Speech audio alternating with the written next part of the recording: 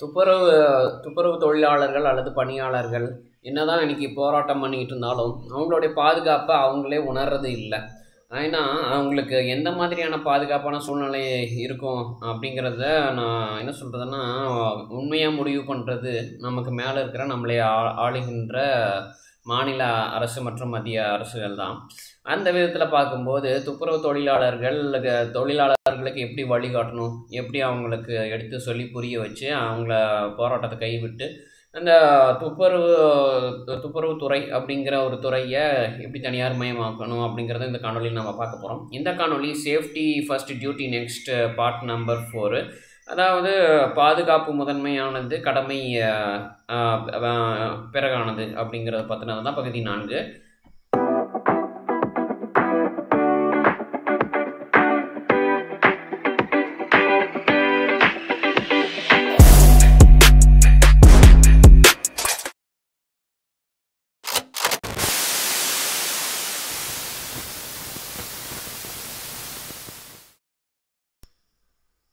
அனைத்து பண்பட்ட நல்லுள்ளங்களுக்கும் என்னோட இனிய பணிவான நல்வணக்கங்கள். இந்த காணொலியில் நான் உங்கள் கூட பகிர்ந்து கொள்ள போகிற ஒரு தலைப்பு எது பற்றின்னு பார்த்துட்டோம்னா, safety first duty next part number 4. அதாவது பாதுகாப்பு முதன்மையானது, மற்ற விஷயங்கள் கடமை என்பது இரண்டாம் பட்சமானது.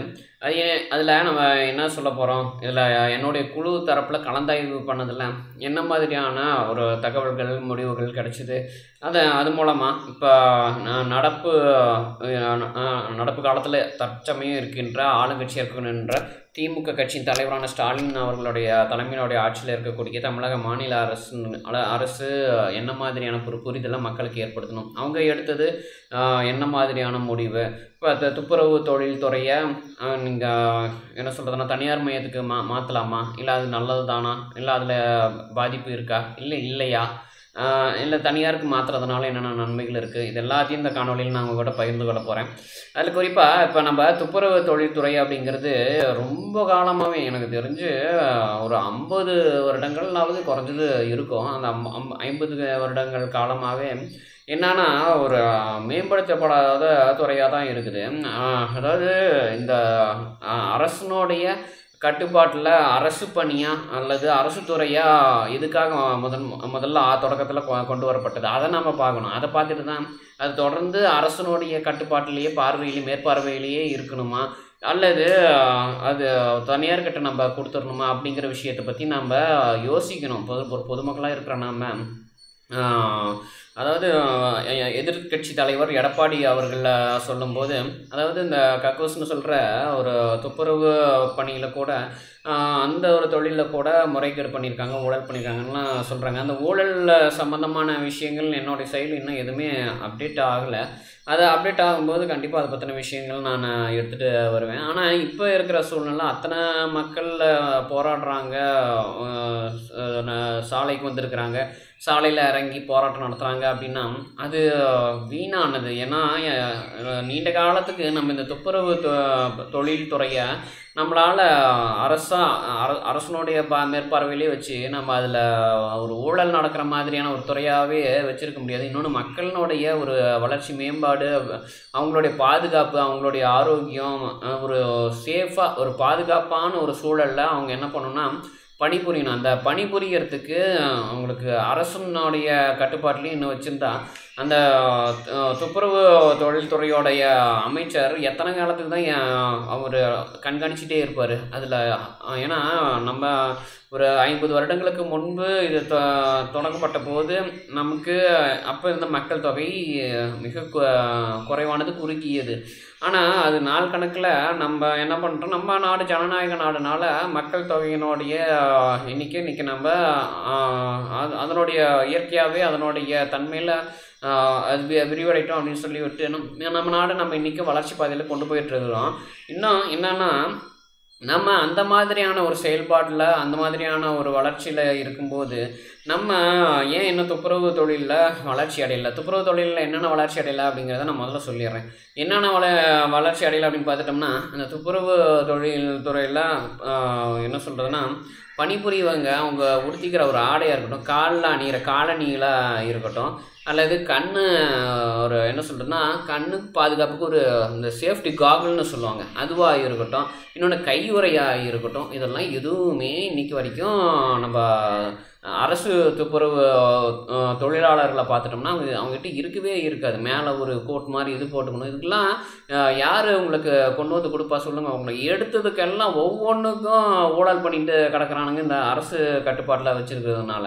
இங்கே அதில் இருந்து மக்களை மீட்டு அவங்களுக்கு ஒரு நல்ல வாழ்க்கை, நல்ல ஒரு தொழில் அமைப்பு, ஒரு வேலைவாய்ப்பு அதில் ஏற்படுத்தி கொடுக்கணும். இல்லை அதிலே இருக்கிறவங்களுக்கு தொடர்ந்து அதில் நிரந்தரமாக இருக்கிற மாதிரியான ஒரு சூழலை ஏற்படுத்தி கொடுக்கணும்னா இன்றைக்கி நம்ம தமிழக முதல்வர் ஸ்டாலின் அவர்கள் எடுத்த முடிவு தான் சரியான விஷயம். அதை தனியாருக்கு மாற்றிட்டு அவங்களுக்கு இஎஸ்ஐ, பிஎஃப், அப்புறம் வேறு என்ன சொல்கிறது, இன்சூரன்ஸு, இந்த மாதிரியான விஷயங்கள்லாம் அவங்களுக்கு கொடுக்கணும், அவங்களுக்கு கொண்டு போய் சேரணும். அவங்களுடைய சந்ததியினர், குடும்ப வாழ்க்கையில் இருக்கிறவங்களுடைய சந்ததியினர், அவங்களுக்கு கல்வி வேணும். அவங்களே ஒரு நல்ல என்ன சொல்கிறதுன்னா அரசு பள்ளிக்கூடங்களில் சேர்த்து, இல்லைன்னா அவங்களுக்கு ஒரு தனியார் பள்ளிக்கூடத்தில் படிக்க வைக்கணும்னு இருந்ததுன்னா அங்கே சேர்க்கறதுக்கு அவங்களுக்கு ஒரு வருமானத்தை ஏற்படுத்தி கொடுத்து, இந்த மாதிரி என்ன சொல்கிறதுன்னா நிறையா விஷயங்கள், நிறையா வளர்ச்சி திட்டங்கள்லாம் அவங்களுக்கு ஏற்படுத்தி கொடுக்க வேண்டியதாக இருக்குது. இன்னும் என்னென்னா இப்போ நிரந்தரமாக்குறாங்கன்னு சொல்லியிருந்தாங்க.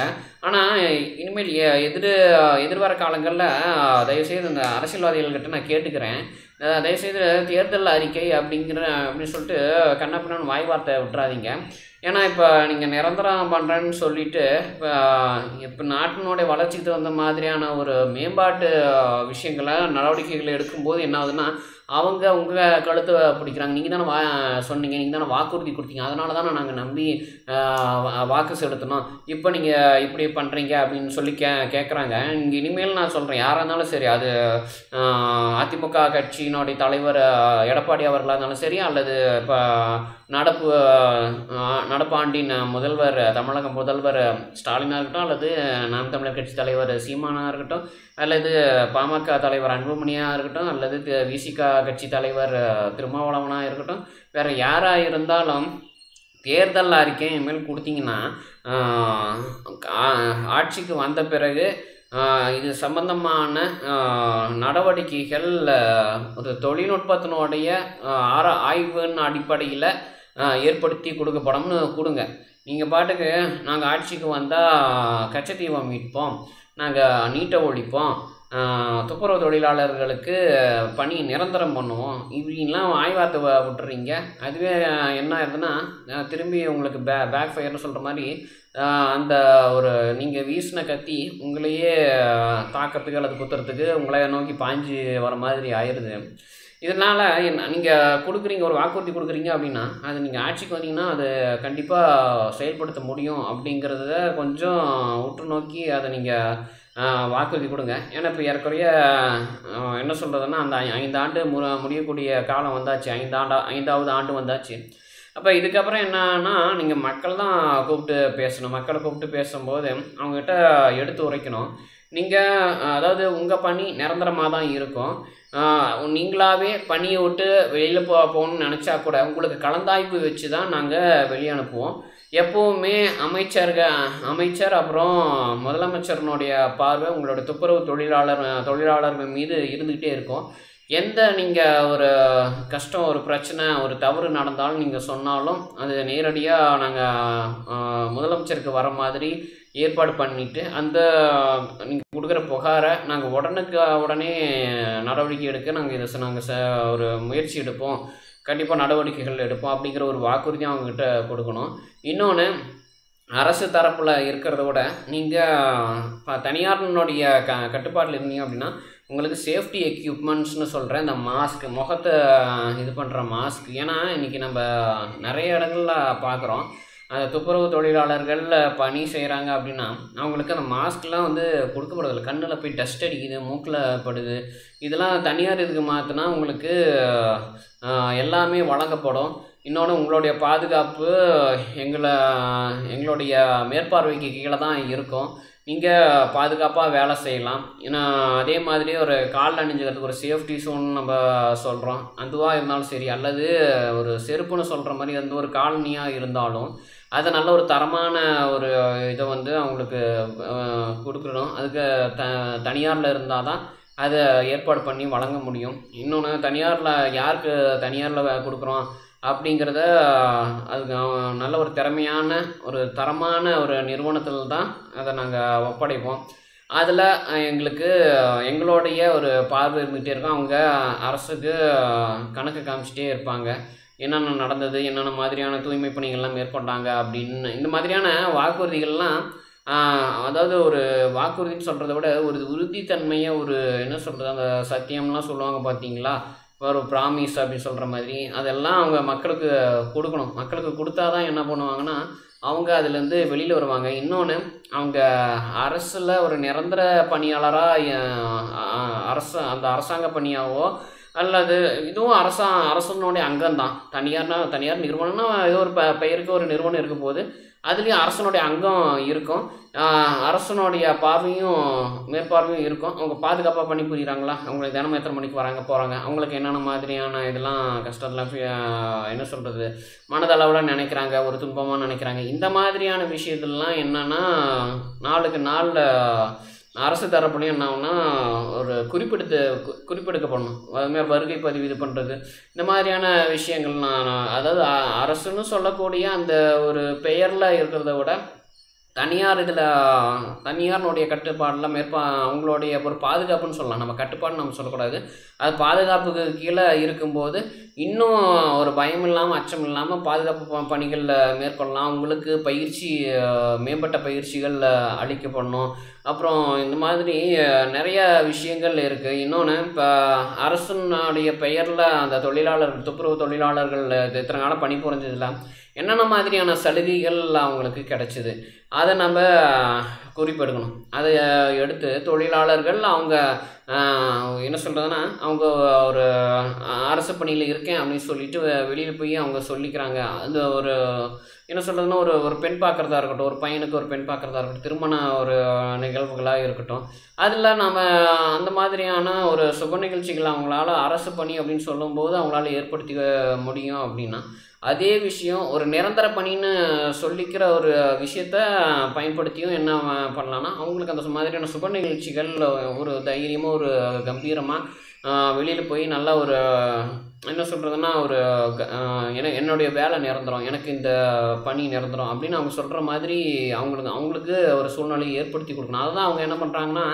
கேட்டு போராடுறாங்க. நாளைக்கு நீங்கள் தனியார்னு சொல்லுவீங்க, தனியாரில் நீ இந்த வேலை சரியில்லைப்பா, அந்த வேலை சரியில்லைப்பா அப்படின்னு சொல்லிட்டு நீ வெளியில் அனுப்பிடுவீங்க. இதுவே அரசு பணியாக இருந்ததுன்னா ஒரு தடவை வேலைக்குள்ளார வந்துட்டோம்னா திரும்ப வெளியில் போக வேண்டியதே இல்லை. நான் நல்லா வேலை செஞ்சாலும் வேலை செய்யலினாலும் நான் அப்படியே படிப்படியாக அதே துறையில் அந்த வேலையிலேயே இருந்துக்கிட்டு நான் என்ன பண்ணுவேன்னா நான் பக்குவப்படுத்திக்குவேன், இல்லைன்னா நானே ஒரு பயிற்சி இது பண்ணிக்குவேன்.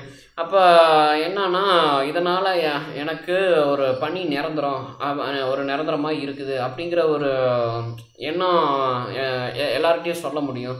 ஆனால் இது தனியாருக்கு மாற்றிட்டா அந்த பணி எனக்கு நிரந்தரமாக நாளைக்கு யாராவது திடீர்னு ஒரு சிபாரிசு பரிந்துரைக்கு பேரில் யாராவது வேலை கேட்டு வராங்க அப்படின்னா இந்த தனியார் துறையில் நீங்கள் ஒப்படைச்ச அந்த தனியார் நிறுவனத்தில் இருக்கிறவன் என்ன பண்ணுவான்னா என்னைய வேலையில் விட்டு அனுப்பிட்டு அவனும் உட்கார வச்சுருவான். அதில் நம்ம ஏன்னா தனியார் இதில் நடக்கிற ஒரு பெரிய கூத்து இன்றைக்கி இதுதான். என்னென்னா இப்போ நான் ஒரு 20,000 சம்பளம் வாங்கிட்டு இருக்குன்னு வச்சுக்கோங்களேன் ஒரு தனியார் நிறுவனத்தில். புதுசாக வரவனை வேலைக்கு எடுத்தால் ஒரு 6,000 7,000 கொடுத்தா போதும். அந்த 6,000 7,000 அவங்க பணியில் உட்கார வச்சு அப்புறம் என்ன பண்ணலான்னா நம்ம ஒரு 13,000 14,000 மிச்சம் பண்ணிடலாம். அந்த மிச்சம் பண்ணிட்டு அந்த பணத்துக்கு நம்ம வேறு ஏதாவது பண்ணலாம் அப்படின்னு. இன்னொன்று, அந்த தனியார் நிறுவனத்தை நீங்கள் கொடுத்து இது பண்ணுறீங்க அப்படின்னா அந்த தனியார் நிறுவனத்துக்கு ஜிஎஸ்டி கட்ட சொல்லி இன்னொன்று அதில் ஏன்னா அது எந்த அளவுக்கு ஒரு பொதுப்பணித்துறையாக நடைமுறையில் நாளைக்கு செயல்படும் அப்படிங்கிற சந்தேகமும் இருக்குது. அப்போ அந்த சந்தேகத்துக்கெல்லாம் ஒரு தீர்வாக அல்லது இதுக்கு இந்த ஒரு கட்டமைப்பில் தனியார் துறைக்கு மாற்றிட்டு அதில் அவங்க மக்கள் எந்த ஒரு சிரமமும் இல்லாமல் பணிபுரிகிற மாதிரியான ஒரு சூழலை உறுதிப்படுத்துகிற மாதிரியும் அந்த ஒரு விஷயத்தை மக்களுக்கு எடுத்துரைக்க வேண்டியதாக இருக்குது. அப்போ இத்தனை விஷயங்களை தாண்டி தான் மக்களை நம்ம சம்மதிக்க வேண்டியதாக இருக்குது, அவங்களுக்கு ஒப்புக்கொள்ள வைக்க வேண்டியதாக இருக்குது. இப்போ இன்னொன்று சேஃப்டி பாதுகாப்பு அப்படின்னு பார்த்துட்டோம்னா நமக்கு தனியாரில் இருக்கிறது தான் பாதுகாப்பு. ஏதாவது ஆயிடுச்சு அப்படின்னா இப்போ இது உடனே அவங்களுக்கு என்ன பண்ணணும்னா மருத்துவமனைக்கு அழைச்சிட்டு போகிற மாதிரி உடனுக்குடனே அவங்களுக்கு எப்படின்னா ஒரு அலர்ட் மாதிரி அவங்க ஒரு சின்ன ஒரு பட்டன் ஃபோன் வச்சுருந்தாலும் சரி அல்லது டச் ஃபோன் வச்சுருந்தாலும் எதை வச்சுருந்தாலும் அவங்கள கண்ணில் ஒரு இது அடிச்சிருச்சு, ஒரு கேஸில் ஏதாவது ஒன்று கெமிக்கல் அடிச்சிருச்சு அல்லது எங்கேயாவது ஏதாவது பட்டு, ஏன்னா அவங்களுக்கு ஹெல்மெட்டு கொடுக்கணும். அவங்க பணிபுரிகிற சூழ்நிலைக்கு தகுந்த மாதிரி தலைக்கவசம், கை உறை, இந்த பாதுகாப்பு கண்ணாடி கவசம், இன்னொன்று மாஸ்க்கு, இப்போ இந்த மாதிரி ஏகப்பட்ட அந்த மாஸ்க்லேயே வந்து பார்த்துட்டோம்னா முகக்கவசத்துலேயே பார்த்துட்டோம்னா ஏகப்பட்ட வகைகள் இருக்குது. ஒன்று சாதாரணமாக நம்ம அணிகிற மாஸ்க்கு, மற்ற நோய் கிருமிகள் தொற்ற அது மாதிரியான மாஸ்க்கு, இன்னொன்று கெமிக்கல்லாம் படாத மாதிரியான மாஸ்க்கு, இப்படியெல்லாம் பல வகைகளில் இருக்குது. அப்போ எந்தெந்த சூழலில் எந்தெந்த மாதிரியே மக்கள் அந்த துப்புரவு பணியில் ஈடுபடுறாங்க அப்படிங்கலாம் பார்த்து அவங்களுக்கு அதை கொடுக்கணும். இன்னொன்று காது சத்தம் நம்ம என்ன சொல்கிறோன்னா ஒரு குறிப்பிட்ட அளவுக்கு மேலே காதுக்குள்ளே போய் காதை ரொம்ப பாதிச்சுனாவே எல்லாம் போட்டு பயங்கரமாக கொடூரமாக கத்த ஆரம்பிச்சிருவாங்க. எனக்கு தெரிஞ்சு துப்புரவு தொழில்துறையில் இருக்கிறவங்க அதனால தான் பெரிய அளவில் பாதிக்கப்பட்டிருக்காங்க. இப்போ சாலைகள்லாம் தினமும் வண்டி குய்யும் ஏதாவது ஆர்ன் அடிச்சுட்டு இல்லைன்னா வந்து அந்த வண்டியோட அந்த குறிப்பாக பெட்ரோல் டீசல் வாகனங்கள் நிறைய போயிட்டு வரதை கேட்குறதுனால சாலைகள் நானே பார்த்துருக்குறேன். சாலைகள் ஒரு ஓரமாக ஒரு என்ன சொல்கிறது ஒரு 5 நிமிஷம் சாலையை கடக்கிறதுக்காக நிற்கும் போதே அந்த சத்தத்தை நம்மளால் கேட்க முடியல. அவங்க சாலைகளை பராமரிக்கிற அந்த துப்புரவு பணியாளர்கள் எப்படி அந்த சத்தத்தில் கேட்டுட்டு இருக்காங்க அப்படின்னு. ஏன்னா அவங்க காதில் அந்த இயர்பட்ஸ் கூட கொடுக்கறது கிடையாது. இயர்பட்ஸ் ஒன்றும் கிடையாது. ஒரு 15 ரூபா 20 ரூபா தான் வரும். அந்த 15 ரூபா 20 ரூபா பட்ஸ் கூடவா வந்து வாங்கி கொடுக்கறதுக்கு அரசு இதில் இருக்க கண்காணிப்பு துறையில் அந்த கண்காணிப்பு இடத்துல இருக்கிறவங்களுக்கு முடியாமல் போச்சு. இதெல்லாமே வந்து நம்ம என்ன சொல்கிறதுனா அரசனுடைய கட்டுப்பாட்டில் இருக்கிறதுனால துப்புரவு பணியாளர்களுக்கு கிடைக்காம போன பாதுகாப்பு கவசங்கள் இதை பற்றிலாம் வந்து நம்ம மக்களுக்கு எடுத்து உரைக்கணும். இன்னொன்று ஏதாவது ஒரு சேத்துக்குள்ளார் இறங்கி வேலை செய்கிறாங்க அல்லது சாக்கடையில் இறங்கி வேலை செய்கிறாங்க அப்படின்னா வந்து அவங்களுக்கு அதுக்கு தகுந்த மாதிரியான பாதுகாப்பு கவசங்கள் கொடுக்கணும். இந்த மாதிரியான விஷயங்கள் எல்லாத்தையும் மக்கள்கிட்ட உட்காந்து பேசுங்க. நீங்கள் நான் என்ன சொல்கிறேன்னா தயவுசெய்து அந்த மக்களை கூப்பிட்டு உட்கார வச்சு பேசுங்க. ஒரு இது மாதிரி கூட போட்டுக்கோங்க, ஒரு நேரலை ஒரு காணொலி கூட போட்டுக்கோங்க. மக்கள்கிட்ட பேசுங்க. அதில் உட்கார வச்சு என்னென்ன குறைகள் இருக்குதுன்னு பேச வைங்க. ஏன்னா இப்போ அரசு பணின்னா அவங்க நாளைக்கு அவங்க அது ஒரு பெருமையாக அவங்க சொல்லிக்கிறாங்க. ஏன்னா இப்போ ஒரு சாக்கடையில் அந்த ஒரு குப்பையாள்றத வேலையாக இருந்தால் கூட நான் வந்து ஒரு அரசு பணியில் இருக்கேன் அப்படின்னு சொன்னால் அவங்களுக்கு இருக்கிற அந்த கௌரவம், பெருமை, ப்ரைடுன்னு சொல்கிற மாதிரி அந்த ஒரு கர்வம், அந்த ஒரு பெருமை, அந்த ஒரு சந்தோஷம் அப்படிங்கிறது நாளைக்கு நீங்கள் ஒரு தனியார் நிறுவனத்தை கொடுத்துட்டீங்க அப்படின்னா அதை போய் சொல்கிறதுல இருக்காது, கண்டிப்பாக இருக்காது. ஏன்னா இப்போ தனியார்னாவே வேலை நிரந்தரம் இல்லைன்னு சொல்லுவாங்க. இதை நம்ம என்னென்னா இந்த இடத்துல நம்ம மாற்றி ஆகணும். என்னவா மாற்றி ஆகணும்னா அந்த இடத்துல தனியார்னுடைய பாதுகாப்பில் இருக்கிறாங்க அப்படிங்கிற ஒரு விஷயம் மட்டும்தான் மக்களுக்கு கொடுக்கணும். தனியார் நிறுவனத்தில் அவங்க பணிபுரியல, அவங்களுக்கு அந்த இடத்துல பணிங்கிறது நிரந்தரமான பணி தான். அவங்களுக்கு எவ்வளவு தொடக்கத்தில் சம்பளம் இருக்கும், அப்புறம் படிப்படியாக அவங்க திருமணமானால், குறிப்பாக தனியான ஒரு நபராக இருந்தாலும், அதாவது திருமணம் ஆகாமல் ஒரு பேச்சுலர்னு சொல்கிற மாதிரி பிரம்மச்சாரியாக இருந்தாலும் அவருக்கு அதில் ஒரு அதில் பணியில் இறங்கிட்டார் அப்படின்னா அவருக்கு அந்த பணி நிரந்தரமாக தான் இருக்கும். நிரந்தரமாக அவர் வேலைக்கு வருவதற்கு தகுந்த மாதிரி என்ன இருக்குன்னா இது போன்று என்ன பண்ணணும்னா அவங்களுக்கு அவங்க ஒரு என்ன சொல்கிறதுனா வேலையில் சேர்ந்ததுல இருந்து அப்படியே மாதங்கள் வருடங்கள் கடக்க என்ன ஆகுனா அவங்களுக்கு எந்தெந்த மாதிரியான சூழ்நிலைகள் மாறும்போது அவங்களுடைய வாழ்க்கையை அமைச்சுக்கணும்னு அவங்க நினைக்கும் போது அதுக்கு தகுந்த மாதிரி எப்படி ஊதியம் மாறும். இன்னொன்று அவங்களுக்கு எப்படி வழிகாட்டுதல், ஒரு இன்சூரன்ஸ் பாலிசி இருக்கிறதுனா அவங்களுடைய சூழ்நிலைக்கு எந்த பாலிசி எந்த காப்பீடு ஒத்து வரும், இன்னொன்று அவங்களுக்கு அவங்க அவங்க ஒரு பங்குச்சந்தையில் முதலீடு பண்ணி அவங்க ஒரு என்ன சொல்கிறதுனா வருமானம் பார்க்க விரும்புகிறாங்க, அல்லது அவங்ககிட்ட பணம் ஓரளவுக்கு சேமிப்பு சேர்ந்துருச்சு. அந்த சேமிப்பை எந்த மாதிரியான இடத்துல கொண்டு போய் முதலீடு பண்ணலாம், எந்த மாதிரி வந்து தவறான நபர்கள்கிட்ட அந்த பணத்தை பெற்றக்கூடாது, இன்னொன்று அவங்களுக்கு அந்த பாதுகாப்பும் எல்லா விஷயமான ஒரு கலந்தாய்வும், அவங்களுக்கு ஒரு சந்தேகம் வந்துச்சுன்னா உடனே ஃபோன் அடித்து பேசுகிற மாதிரி அவங்களுக்கு ஒரு வசதி வாய்ப்புகளை நம்ம தமிழக அரசு தான் ஏற்படுத்தி கொடுக்கணும். இது வந்து நான் இப்போ இன்றைக்கி தமிழக மாநில அரசில் இந்த ஒரு குழப்ப பிரச்சனை ஏற்பட்டதுனால இந்த காணொலியில் நான் தமிழக அரசுன்னு நான் சொல்கிறேன். ஆனால் என்னை பொறுத்த வரைக்கும் முடிஞ்ச அளவுக்கு இந்தியா முழுக்க எல்லா மாநிலங்கள்லையும் கொண்டு வந்தாங்கன்னா எவ்வளவோ பரவாயில்ல. நம்ம தூய்மை பணிகளை என்ன சொல்கிறதுன்னா நம்ம திறம்பட இன்னும் மேம்படுத்தி நிறையா விஷயங்களை அதில் நம்ம செய்து சாதிக்க வேண்டியது இருக்குது. அதனால் என்னன்னா அதில் தூய்மை பணியாளர்களுக்கு நிறையா ஒரு நாளைக்கு அவங்க எவ்வளோ நேரம் பணிபுரிகிறாங்க, அவங்க தூங்குறாங்களா இல்லையா, அது எல்லாமே வந்து கண்காணிக்கணும். அதாவது கண்காணிக்கணும்னா அவங்களுடைய விருப்பத்திலேயே அவங்களுக்கு ஓய்வு வேணும்னா அந்த ஓய்வு கொடுத்து இது பண்ணணும். இன்னொன்று நம்ம அரசியலமைப்பில் இருக்கிறது தான் ஒரு நபருக்கு எவ்வளவோ நேரங்கள் தாண்டி அவர்கிட்ட இருந்து வேலை வாங்கக்கூடாது அப்படின்னு நம்ம அரசியலமைப்பில் இருக்குது. அவங்களுக்கு தூங்க கொடுக்கணும், ஓய்வு கொடுக்கணும் அப்படிங்கிறதும் இருக்குது.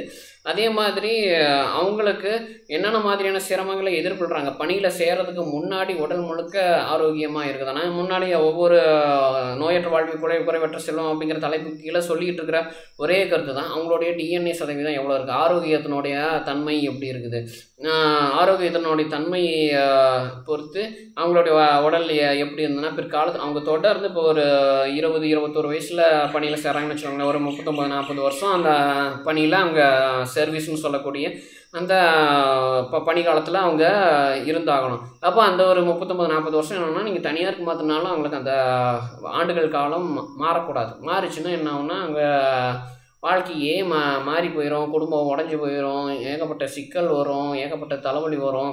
ஸோ அப்போ அந்த ஒருத்தரை வேலையை விட்டு அனுப்புகிறாங்க அப்படின்னா அந்த ஒரு தனியார் நிறுவனத்துக்கு உடைய பாதுகாப்பு கீழே விட்டதுக்கப்புறம் அவங்க அனுப்புகிற மாதிரியான முடிவுகள் ஏதாவது பண்ணுறாங்க, ஏதாவது பேசுகிறாங்க, ஏதாவது செய்கிறாங்க அப்படின்னா அவங்க தமிழக மாநில அரசை கலந்தாலோசனை செஞ்சே ஆகணும். அப்படி செய்யாமல் யாரையும் வெளியில் அனுப்பக்கூடாது, புதுசாக ஆளை உள்ளே சேர்க்கக்கூடாது. இது மாதிரியான நிபந்தனைகளை கட்டுப்பாடுகளை அந்த தனியார் நிறுவனத்துக்கு விட்டுறணும். இன்னும் ஏன்னா இதில் நம்ம தூய்மை பணியை வந்து நம்ம மிகப்பெரிய அளவில் நம்ம மேம்படுத்தி ஆக வேண்டிய ஒரு சூழ்நிலை கட்டாயம் நமக்குன்னா நம்ம தமிழக மாநில அரசுக்கு நம்ம மக்கள் எல்லாருக்குமே இருக்குது. அப்போ அதை பொறுத்த வரைக்கும் பார்த்துட்டோம்னா இதில் பணியாளர்களுக்கு நம்ம ஒரு பாதுகாப்பு சூழ்நிலையை ஏற்படுத்தி கொடுக்கணும். என்னுடைய தரப்பில் கலந்தாய்வு பண்ண விஷயங்கள், என்னுடைய குழுவோட நான் கலந்தாய்வு பண்ணது இதெல்லாமே அந்த காணொலியில் நான் சொல்லிட்டேன். இதுக்கு மேலேயும் இருந்ததுன்னா நான் என்னுடைய தரப்பில் அந்த கருத்துக்களெல்லாம் எடுத்துகிட்டு வரேன். அப்போ தற்சமயம் நம்ம தமிழக மாநில அரசு நம்ம முதலமைச்சராக இருக்கக்கூடிய ஸ்டாலின் அவர்கள் என்ன பண்ணணும்னா அத்தனை பேர்த்தையும் கூப்பிட்டு உங்களுக்கு அதில் மாற்றுறதுல என்ன அசௌகரியம் இருக்குது அப்படிங்கிறதெல்லாம் வந்து பேசுங்க. ஏன்னா ஏற்கனவே நேற்று இவங்க பேசின மேயர் பிரியா அவங்க பேசின அந்த ஒரு செய்தியாளர்கள்ட்ட அவங்க கொடுத்த பேட்டி நான் பார்த்தேன். நல்லாவே ஒரு என்ன சொல்கிறேன்னா அவங்களோட பேச்சில் நல்லாவே வந்து ஒரு மேம்பாடு தன்மை தெரியும், நல்லா ஒரு பக்குவம் தெரியுது. அவங்க நல்லாவே பயிற்சி பெற்றுருக்குறாங்க. இந்த ஒரு 5 வருஷத்தில் அவங்ககிட்ட நல்லாவே ஒரு என்ன சொல்கிறதுனா ஒரு வளர்ச்சி அவங்ககிட்ட தெரியும். நல்லா சரியான பேச்சு அவங்க பேசுகிறாங்க, அவங்க சரியான பதிலை கொடுக்குறாங்க. கண்டிப்பாக அதில் எனக்கு ஒரு நம்பிக்கை இருக்குது, நாளைக்கு நல்ல ஒரு மாற்றத்தை அவங்க கொண்டு வருவாங்க அப்படின்னு. இன்னொன்று நான் சொன்ன இந்த கருத்தினுடைய அடிப்படையில் நீங்கள் இந்த அடிப்படையை வச்சு மேற்கொண்டு நிறையா யோசனைகள் செஞ்சு இல்லை ஆய்வு செஞ்சு நிறையா ஒரு தீர்வுகள் கொண்டு வந்தாலும் எனக்கு சந்தோஷம் தான். நான் கேட்டுக்கிறது என்னென்னா நீங்கள் அந்த துப்புரவு பணியாளர்களை உட்கார வச்சு பேச வச்சுட்டு என்னென்னா அவங்களுடைய குறைகளெல்லாம் நீங்கள் நேரலையாவோ இல்லைன்னா செய்தியாளர்களையே வந்து இதில் ஒரு பகுதியாக வந்து போட சொல்லுங்கள். என்னென்னா இதில் யூடியூப்பில் அது நானும் பார்க்குறேன் எந்த அளவுக்கு அதில் அவங்க பிரச்சனைகள் குறைகளை கொட்டுறாங்க, என்ன பிரச்சனைகள் நீங்கள் கேட்கணும், எதை பற்றி கேட்கணும் அப்படின்னு பார்த்துட்டிங்கன்னா உங்களுக்கு அரசு பணி அரசுனுடைய இதில் நிரந்தரம் அப்படின்னு சொல்கிறதுல என்ன இருக்குது. இப்போ அதுவே தனியாருக்கு மாற்றினோம்னா என்னென்ன பிரச்சனைகள் இருக்குது, நாங்கள் தனியாருக்கு மாற்றினோம்னா உங்களுக்கு என்னென்ன சலுகைகள் என்னென்ன வசதிகள் அதில் பொதுவாக எல்லாருக்குமே பயன்படுற மாதிரி உங்களுக்கு வேணும், உங்களுக்கு தேவைப்படும் அப்படிங்கிறதெல்லாம் அவங்கள உட்கார வச்சு கேளுங்க தயவுசெய்து. ஏன்னா அந்த துறையில் பணிபுரியவங்க எல்லாமே வந்து எப்படின்னா பெரும்பாலும் என்ன சொல்கிறதுன்னா ஒரு விழிப்புணர்வு அற்றவர்கள் ஒரு எல்லாம் நிறைய விஷயத்தில் உங்களுக்கு என்னென்னா மக்களுடைய ஒரு உதவி வந்து மக்களுடைய உதவி அரசனுடைய உதவி இதெல்லாமே எப்போவுமே தேவைப்பட்டு இருக்குது. நீங்கள் அவங்களுக்குலாம் போய் பேச்சுவார்த்தை கொடுத்தீங்கன்னு வச்சுக்கோங்களேன், அவங்க அப்படியே வளவளன்னு அப்படியே பேசிட்டு நிறைய அவங்களுடைய கவலைகள் குறைகள் அது இதுன்னு சொல்லிட்டு அவன் அதை பண்ணிட்டான் இவன் இது பண்ணிட்டான் அவங்க அப்படி பண்ணுறாங்க இது இப்படி பண்ணுறாங்க என்னையும் எல்லா வேலை செய்ய சொல்கிறாங்க என்னையும் எல்லாத்தையும் பண்ண சொல்கிறாங்க இப்படியெல்லாம் வந்து அவங்க இன்ஸ்ட்ரக்ஷன்ஸு இதெல்லாம் கொடுக்குறாங்க. இதெல்லாம் வந்து எனக்கு எங்களுக்கெல்லாம் எவ்வளோ கஷ்டமாக இருக்குது அப்படி இப்படின்லாம் வந்து நிறையா புலம்புவாங்க. அதனால் நீங்கள் போயிட்டு பேசி பாருங்கள், உட்கார வச்சு நீங்கள் அவங்கள ஒரு 4 நாள் 5 நாள் இல்லை ஒரு வாரம் 1 மாதம் ஆனாலும் பரவாயில்ல, அவங்கள உட்கார வச்சு அவங்கள குறைகள் எல்லாத்தையும் சொல்லி பொதுவான குறைகளை மட்டும் நிவர்த்தி பண்ணுறதுக்கு நடவடிக்கைகள் சட்டங்கள் இந்த இப்போ வரைக்கும் என்னென்ன சட்டங்கள் இருக்குது இல்லை இனிமேல் அதில் நம்ம எப்படி திருத்தங்கள் அல்லது மேம்பட்ட தன்மை ஏற்படுத்தலாம் அதையெல்லாம் நீங்கள் பார்த்து அதை ஏற்படுத்துங்கன்னு நான் இந்த காணொலி மூலமாக நம்ம தமிழக முதல்வர் தற்சமயம் நடப்பு தமிழக முதல்வர் ஸ்டாலின் அவர்களுக்கு நான் கேட்டுக்கிறேன். இன்னும் ஏன்னா நீங்கள் அடுத்தது அவங்க மக்களை ஒரு சந்திப்பில் உட்கார வச்சு மீட்டிங்னு சொல்கிற சந்திப்பில் உட்கார வச்சு அவங்க நீங்கள் என்னென்னலாம் கலந்து நீங்கள் ஆலோசிக்கிறீங்க நாங்கள் எல்லாத்தையும் உட்கார வைங்க, மேயர் பிரியாவே உட்கார வைங்க, இல்லை அமைச்சர் அப்புறம் கட்சியை சேர்ந்தவங்க எல்லாத்தையும் உட்கார வைங்க, நல்லா பேச வைங்க. அவங்கள நல்லா பேச விட தான் என்னென்னா நிறைய விஷயங்கள் வெளியில் வரும். நிறைய விஷயங்கள் வரும்போது நானும் கேட்டேன்னா என்னோடய தரப்புலையும் அதை ஆய்வு செஞ்சு அடுத்தது மாற்று தீர்வு இப்போ நான் கொடுக்குற இந்த காணொலியில் கொடுக்குற ஒரு தீர்வுக்கு மாற்று தீர்வு ஏதாவது தவறாக கூட நான் சொல்லியிருந்துருக்கலாம். அதுக்கு வந்து நான் திருத்திக்கிட்டு நான் மாற்று தீர்வு கொடுக்கறதுக்கு எனக்கு வசதியாக இருக்கும். மறக்காமல் இந்த காணொலி பார்க்குறவங்க லைக் பண்ணுங்கள், கமெண்ட் பண்ணுங்கள், ஷேர் பண்ணுங்கள், நிறைய பேருக்கு இது பகிர்ந்து வைங்க. ஏன்னா நாளைக்கு நிறையா மக்களுக்கு இது வந்து பயனுள்ளதாக இருக்கும். அதனால் ஷேர் பண்ணி கட்டாயம் பார்க்க சொல்லுங்கள். ஏன்னா இந்த மாதிரியான காணொலி பார்த்துட்டிங்கன்னா எல்லாருக்குமே போய் அறிவு வளர்ச்சி சார்ந்து அடிப்படை ஒரு என்ன சொல்கிறதுன்னா நம்ம அடித்தட்டு மக்கள்லேருந்து நம்ம நாட்டை முன்னேற்ற ஒரு சூழல் இந்த மாதிரியான சூழலில் தான் நமக்கு ஒரு அறிவை கொடுக்கும்னு நான் கேட்டுக்கிறேன். அதே மாதிரி சப்ஸ்கிரைபர் என்ன ஆகலை அப்படின்னா சப்ஸ்கிரைப் இந்த காணொலியில் விடுபட்டது போக வேறு ஏதாவது அடுத்தடுத்த காணொலியில் நான் சொன்னாலும் உங்களுக்கு அந்த தகவல் உடனுக்குடனே வந்து சேரும்னு நான் கேட்டுட்டு இந்த காணொலியை நிறைவடைச்சிக்கிறேன். நன்றி, வணக்கம்.